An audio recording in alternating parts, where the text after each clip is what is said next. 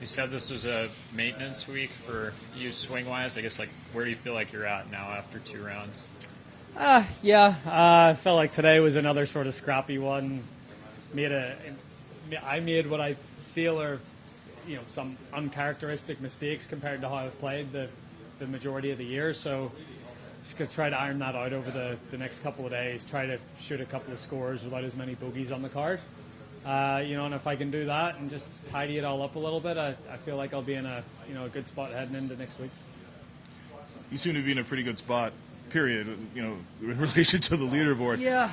And is that indicative of how kind of good you're going right now? If you look since September, you've had great results across the board. Yeah, no, it has. It's been a very consistent period for sure. Even when I feel like I haven't played my best, I find a way.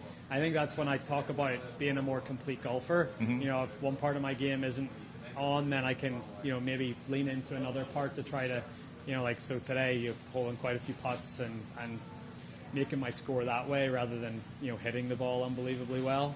I think that's been a big key to, this consistent run is, not having to rely too much on any one aspect of the game. Rory, on Wednesday you said you plan to hit driver pretty much everywhere, but when the conditions are like this, do you get a better sense of how a Golden Age course like this is supposed to play when the ball doesn't go as far? Yeah, absolutely. Yeah, it's it's a little more strategic even today. Heavier air, rain, bit of wind. I throttle back on a few holes and then I hit driver on a couple, and I think there's a lot of debate about it, but if the golf ball just went a little shorter, this course would be awesome.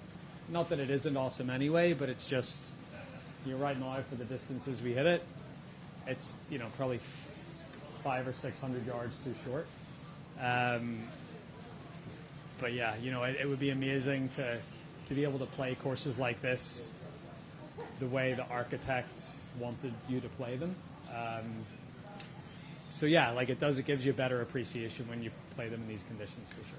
You've been back on tour now a couple weeks since winning at Augusta. I'm wondering what's been the most surprising thing about being a Masters champ? I was just saying this. I think the fact that everyone forgot I won the Players. Players are a pretty big deal. So,